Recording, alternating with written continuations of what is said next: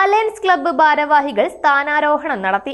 Club president M R. ബാലകൃഷ്ണന്റെ അധ്യക്ഷതയിൽ നടന്ന ചടങ്ങ് നഗരസഭാ vice chairman advocate K. Sathyan ഉദ്ഘാടനം ചെയ്തു. Alliance club international Koyilandy club ഭാരവാഹികളുടെ സ്ഥാനാരോഹണം ക്ലബ്ബ് പ്രസിഡന്റ് എം.ആർ. ബാലകൃഷ്ണന്റെ അധ്യക്ഷതയിൽ നഗരസഭാ vice chairman advocate K. Sathyan ഉദ്ഘാടനം ചെയ്തു. എല്ലാ അഭിവാദ്യങ്ങളും ആശംസകളും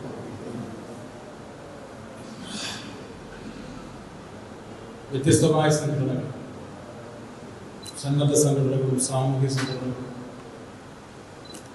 സ്വാതന്ത്ര്യ പരിചരണ സംഘടനകളും എല്ലാം നമ്മുടെ നാട്ടിലുണ്ട്. അതിന്റെ എല്ലാം കൂട്ടായ്മയാണ് ഒരു നാടിന്റെ പുരോഗതിക്ക് നിദാനമാകുന്നത്.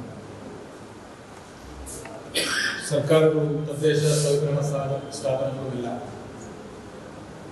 നാടിന്റെ മാറ്റത്തിനു വേണ്ടി, പുരോഗതിക്ക് വേണ്ടി, വികസനത്തിനു വേണ്ടി ശ്രമിക്കുന്നു.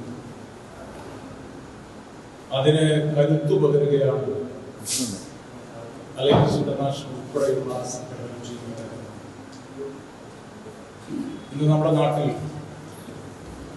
ദാരിദ്ര്യമില്ലാത്ത നാടായി കേരളം മാറ്റുന്നതിനുള്ള ശ്രമം, പട്ടിണിയില്ലാത്ത, അതിദരിദ്രരില്ലാത്ത നാട്, മാലിന്യമുക്തമായ നാടിന് വേണ്ടി മാലിന്യമുക്തം നവകേരളം എന്ന സന്ദേശം.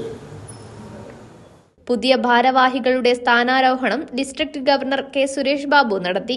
അലയൻസ് പ്രസ്ഥാനം എന്ന് പറയുന്നത് ലോകം ഒരു കുടുംബം എന്ന ഒരു സിദ്ധാന്തത്തിൽ വിശ്വസിക്കുന്ന, എല്ലാവരും ഒന്ന് എന്ന സിദ്ധാന്തത്തിൽ വിശ്വസിക്കുന്ന ഒരു പ്രസ്ഥാനമാണ്.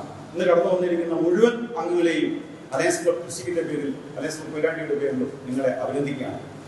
അതുപോലെ തന്നെ കഴിഞ്ഞ 2024-25 വർഷം ഏറ്റവും നല്ല പ്രവർത്തനങ്ങൾ ഉപയോഗിച്ചാക്കിയ ഇന്ന് സ്ഥാനമൊഴിഞ്ഞ എം.ആർ. ബാലകൃഷ്ണനും അതുപോലെ തന്നെ അദ്ദേഹത്തിന്റെ ടീം അംഗങ്ങൾക്കും എല്ലാവിധ അഭിനന്ദനങ്ങളും പറയുന്നതോടൊപ്പം തന്നെ പുതുതായിട്ട് ഇന്ന് കടന്നു വന്നിരിക്കുന്ന international director doctor Nagaraj Beri മുഖ്യപ്രഭാഷണം നടത്തി.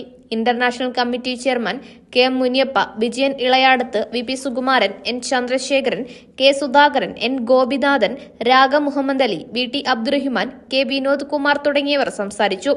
പുതിയ ഭാരവാഹികളായി പി. കെ. ശ്രീധരൻ പ്രസിഡന്റായും, C. P. Anandan, M. Jatheesh Babu vice പ്രസിഡന്റുമാരായും, രാഗ മുഹമ്മദ് അലി സെക്രട്ടറിയായും, സമീർ നാഷ്, ഇ. ഷിജു ജോയിന്റ് സെക്രട്ടറിയായും, കെ. വിനോദ് കുമാർ ട്രഷററായും തെരഞ്ഞെടുത്തു.